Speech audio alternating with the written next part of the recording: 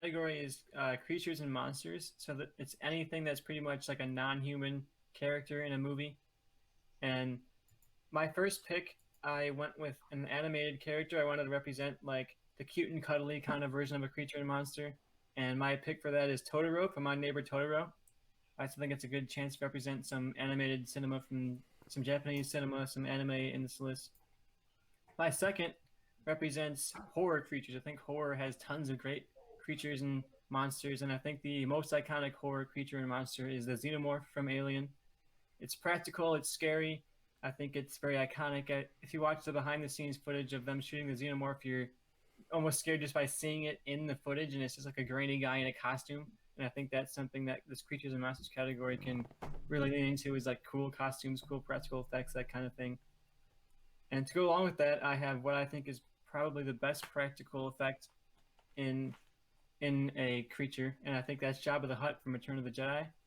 When you look at the behind the scenes of that, there's like 3, 4 people inside that puppet moving each individual thing around. There's a guy whose only job is to move the tail, and I think that's the kind of like practical problem solving that I really enjoy about filmmaking in that era. You're not just like, oh, let's CGI it, it'll look cool, whatever. You're seeing these people on set trying to figure out how they're going to make this work. You see, ILM is the groundbreaking effects studio, and I think this is why they are. They're people who can figure out the most interesting cinematic way to do something when you could have easily just like had him be a prop or had him be a one-man puppet. You had this very beautiful looking, gross creature that I think is very iconic as well.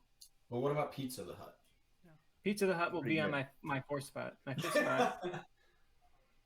But my fourth spot is not Pizza the Hut. It is actually what I think is one of the groundbreaking CGI characters. I mentioned practical effects a lot, but I think another appeal is these CGI kind of performance capture characters. And my pick for that is Davy Jones from Pirates of the Caribbean, Dead Man's Chest. I think that's Wow. extremely Interesting. groundbreaking effects. You go back and look at it now, and it still looks great. And I think you never. It's easy to go for stuff like Caesar on Planet of the Apes and things like that are a little newer, but I think this movie proves you can do a CGI character and have them be realistic and believable after something like Jar Jar Binks was like a joke. Even though it was groundbreaking tech, it wasn't taken very seriously, and I think this looks incredible, and I think it proved that you can take CGI characters seriously as villains. So those are my 4 picks. I got Davy Jones, Jabba the Hutt, the Xenomorph from Alien, and Totoro from My Neighbor Totoro. All right, yeah. All right. Jabba the Hutt is one I considered. I was kind of going back and forth between two. Mason did come in with a live comment, and I'm gonna swap mine out with his. He says, "If Tommy Wiseau doesn't make the Mount Rushmore, I'll be fucking livid." So I'm okay with Tommy Wiseau as a He is a creature, creature. monster. in the For movie. what? A It's like a creature. creature or monster. How dare you? He's So the human. so I'm a man. I'm not villain, a hero. So I'm gonna kick off my list with the Xenomorph from Aliens for a lot of the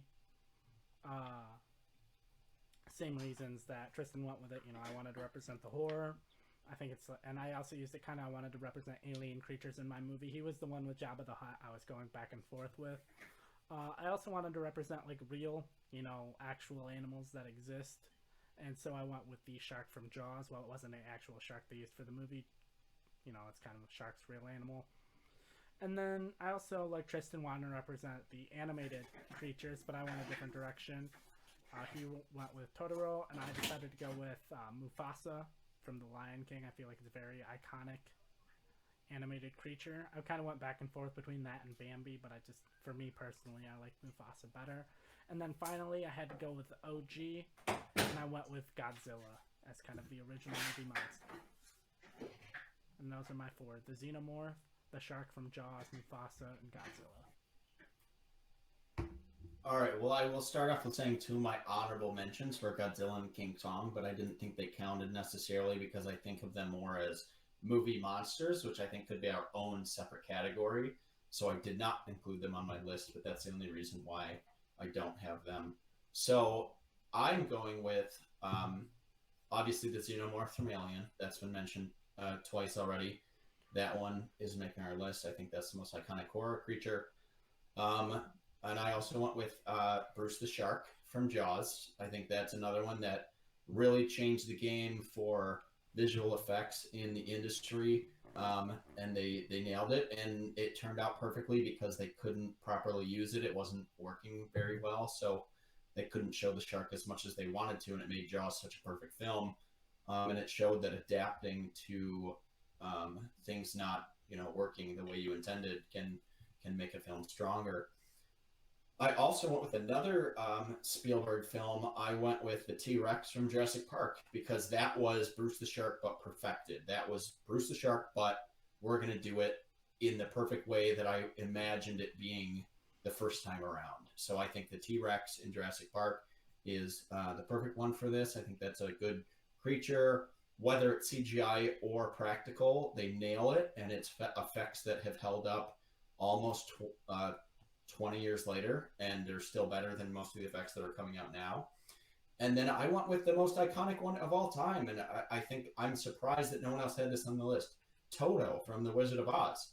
Toto is such an iconic animal and something that has stuck out in pop culture, something that's so prominent in the film.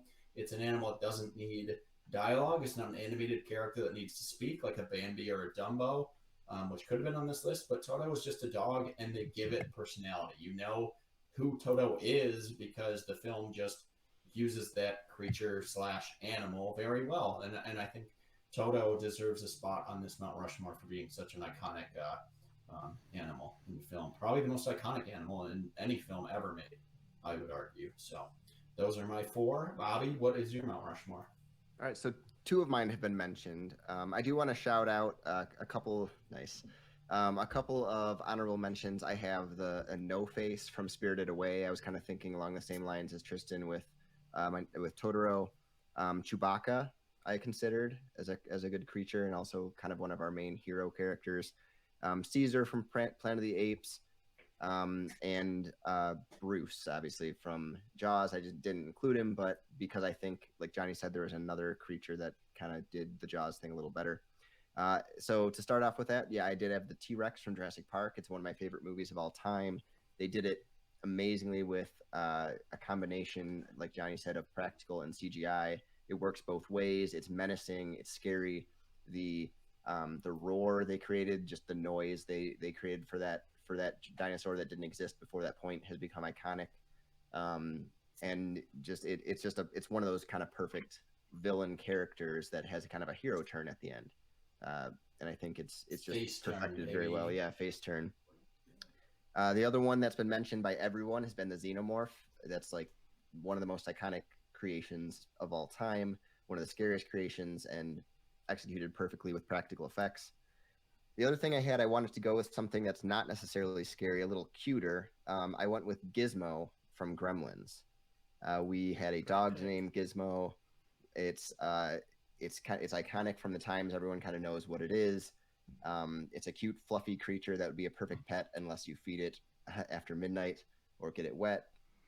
And it's just an iconic creature that I fell in love with as a little kid. And the last one that I'm surprised, and maybe it's because people didn't think of him as a creature, but as far as perfecting the CGI creature, what you can do with it and creating a character, it's the Gollum Smeagol creature from the Lord of the Rings trilogy. Maybe it's just not you think of him more as a humanoid person, but if he's a creature, I think he blows away, Davy Jones or any creature from Pirates of the Caribbean as far as a CGI performance capture creature. Andy Serkis is the king of that, and I think this was his first time to really show it. So that's my 4. I will say, if I didn't consider Gollum as counting necessarily on the list, but if I did, I would have definitely used him over Davy Jones. Yeah, he was like borderline for me of like. I think Gollum to me didn't count because he started off as a human, I guess, but as a hobbit. But I didn't quite count him because even though he has divulged into creature-like qualities, I don't think he necessarily started off that way and is technically a creature, unless you want to say like Frodo is a creature. So I think he kind of counts in the same category. That's the only reason I didn't go with him. I do think I agree with Bobby though, as far as like his honorable mention. Caesar is a way better movie animal creature than Davy Jones as far as the technology involved. Yeah, but it was like 10 years later. If you want to talk about creating the ground for it, I think Davy Jones, you wouldn't have Caesar if you didn't have Davy Jones. And you look at the behind the scenes of that movie, and it's like every little inch of that is computerized, and I think it shows the But technology.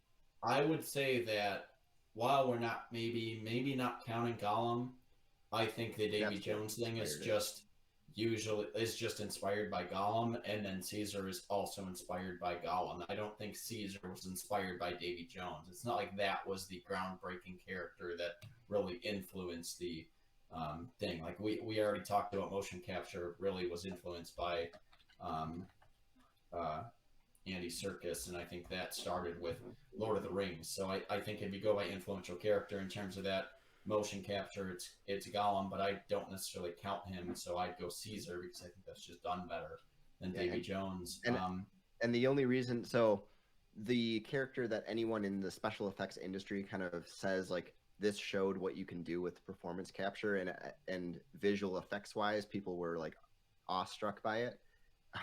Was Jar Jar Binks, but there's no possible way that you could include Jar Jar on this list. But he was inspirational for sure. But Gollum, to me, he is a creature. I mean, no one looks at that as he is now and says that's a human.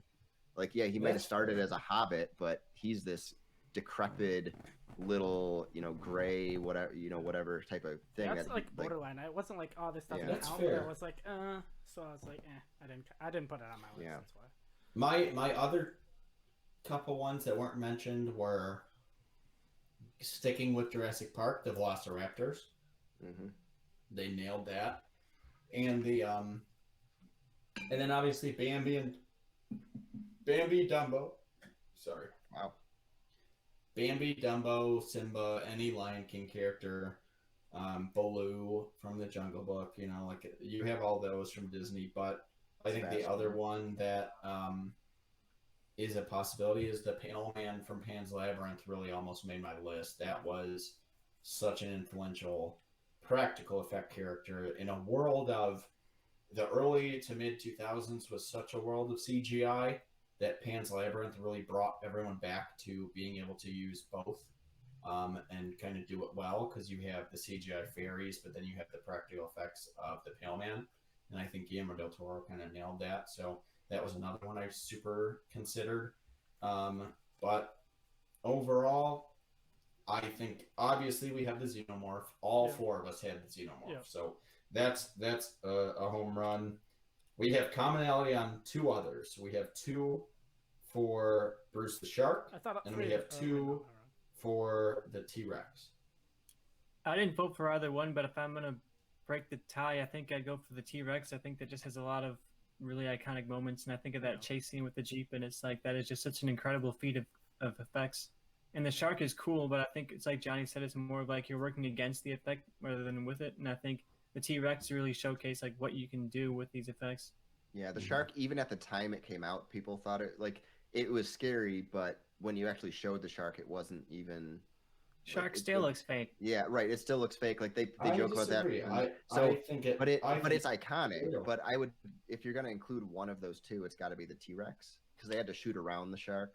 I think if you go for impact and like monumental filmmaking, you go for the shark in Jaws. But I think if you go for what's maybe a more executed character, you go for the T-Rex. I think that was everything they intended it to be. But if you look at the cultural impact of Jaws, people were legitimately afraid to go in the water for 20 years after that movie came out, and no one had that effect on dinosaurs. Like no one was afraid to go to a zoo because something might attack them. People were legitimately afraid to go in the ocean because of Jaws. So I don't think the argument of it didn't really look real works, because I think it looks pretty real. But I agree that the T-Rex is just a well done creature in film. So maybe that's just like executed better. And maybe they both deserve it, but let's argue for maybe I would say a couple other ones. As someone who only had the shark and not the T-Rex, I would say if the T-Rex makes it on, the shark shouldn't, because it's kind of representing of the same thing, and I think it's an either-or situation.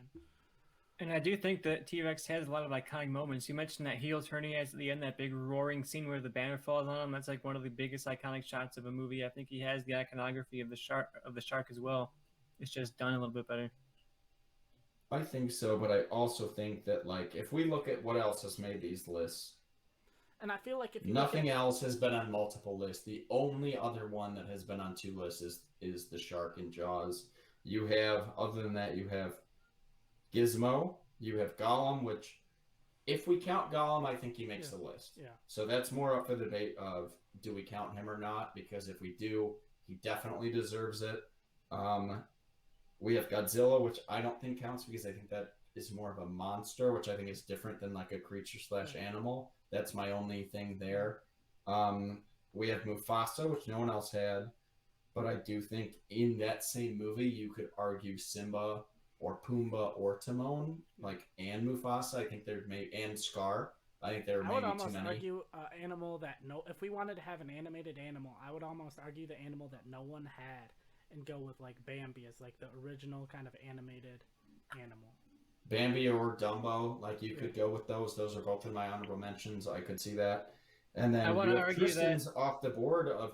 I don't think Davy Jones belongs anywhere near this, but I think Jabba the Hutt is a very good one. Yeah. I think having something from Star Wars is maybe we had Spinner. you gotta have said something one from that Star I'm okay Wars, with. right? That was Yoda. That was Yoda, Jabba. I think Jabba's a little more ambitious. It has a lot more chance to fail. There's like 3-4 people inside that versus like a well-known trained Puppeteer. Yeah, Frank Oz doing a puppet versus but it's also a full-size character. But also, if the puppet doesn't work, that whole movie's crap. Where with Return of the Jedi, it's just okay. That opening scene kind of sucked. But if Yoda doesn't work, then Empire Strikes Back. It's just and personally, I think Empire is the best Star Wars movie, and I think a lot of that hinges on how good Yoda is. So my argument might be for Yoda there, even though no one mentioned it. And if I could make another argument for the shark, I would say, as far as the T-Rex goes, there are multiple dinosaurs in that movie that they're fighting against. You have the Velociraptor, the Velociraptors. You have all of these different dinosaurs. Where as far as Jaws, it's just the shark. The shark is that's my thing. I think maybe the T-Rex makes it, but I think Jaws deserves it because you have such an iconic character that is the focal point. If the shark fails, that whole movie fails. If the T-Rex fails, you still have all of the other parts of Jurassic Park. You still have the Velociraptor scene, which is probably better than anything of the T-Rex, So I think personally, if the shark failed as it did in real life, but how they portrayed it succeeded, I think Jaws goes from failing completely to being the greatest movie ever made.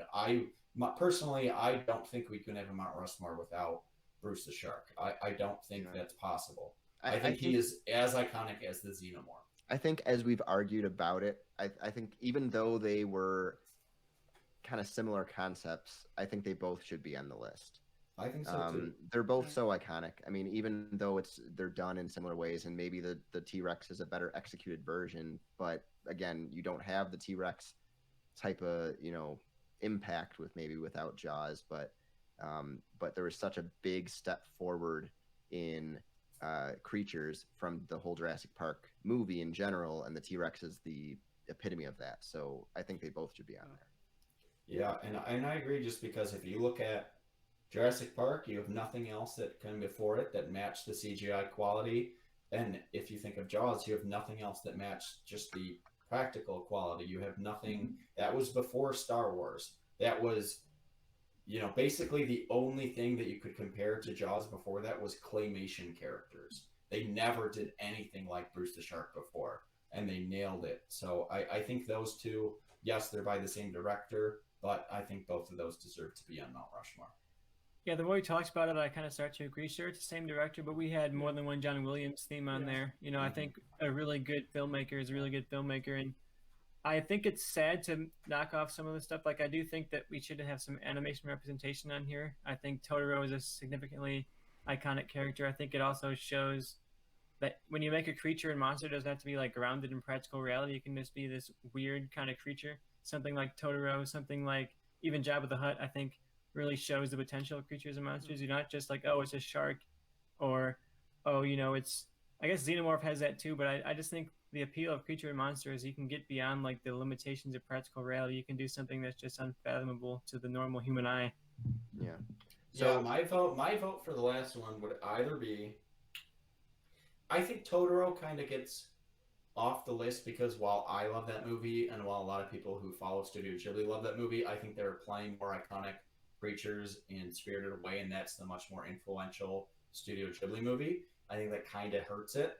I think the argument goes for Gizmo because how many fucking people do we know? Me, Bobby, Alex, like anyone I know that had like a Shih Tzu or a small dog named their dog Gizmo, even if they weren't even born in that era. Like Bobby and I were born plenty after Gremlins was a thing, but we grew up with it. I think that is a super just influential character for that reason.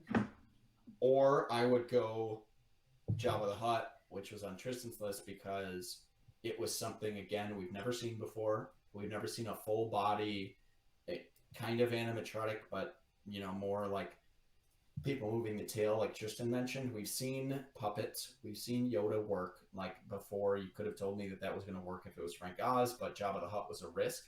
I think it's either Jabba or Gizmo if I'm going for the last spot. While yes, I agree, maybe animated should be counted for. I think there's just too many that cancel each other out. I also think we could make an argument for Toto on your list. I think having like a practical real I animal about Toto. would be a good Toto. It's between Toto So and I forgot about Toto. Here's my argument for Toto. Every other character we have on this list, Bruce the Shark, it's a horror thing. Xenomorph is a horror thing. T-Rex in a way is a horror thing. Toto is just like a genuine character and it's just a dog. It's not a puppet. It's not practical effects. It's not CGI. It's just a dog, and it has so much personality. I think nothing else has ever done that. I think Marley and Me is such an iconic film, like for some reasons, but like that's a dog that has personality. But you have no Marley and Me without Toto. Toto was the first dog with a real personality, with a real like screen presence, and I think Toto is the most iconic. If you looked at all animals in the history of film, I think Toto is the most iconic. Yeah. And I almost forgot about it until Tristan mentioned that I fucking said it. So what do we got that's locked in right now? So we have Xenomorph, the T-Rex, and Bruce the Shark, and then we need one more spot. So I think we either go puppet, animated, or Toto. I would absolutely love to have Gizmo on the list just personally, but I do think as far as like one of the first creatures or animals, like you said with Toto, I think that's pretty iconic. So I'd be okay losing Gizmo to put Toto up there. It's another in the cute realm where I was trying to go for with Gizmo instead of picking like a gremlin from the same movie. So I'd be okay with that. Yeah, I think I'm okay with Toto too. We had like the practical horror character covered with Xenomorph, and I think that as much as I think Jabba the Hutt is such an interesting, groundbreaking effect, I think Xenomorph has that also with the practical costume and that kind of stuff. So I think Toto is good because it covers that. For a Mount Rushmore, it'd be good to have like an actual little animal, like a CGI creature, not an effect, like an actual animal. And I think Toto is by miles the best animal. And while I talk about Gizmo being the name for everyone's dog, I guarantee in the 40s and 50s, Toto was like the most popular dog name. There's probably no way to tell that, but how could it not be? It's the most famous dog ever put on screen. Lassie would probably. Other than maybe Lassie, yeah. Maybe, but that was again years later, so you could see it. But I think Toto's the right one to go here if you go by film. Yeah. I think we're all agreeing on Toto. Yep. And that's good for me because that's literally my entire list. So we have our consensus movie change up for our final category of movie creatures or animals. We have the Xenomorph from the Alien franchise, which, yes, I have on my list, but we all had the T-Rex from Jurassic Park, Bruce the Shark from Jaws, and Toto from Wizard of Oz. So I think that's a good encapsulation of eras. I think that's a good encapsulation of genres. Somehow Johnny talked his way into making the whole category his own,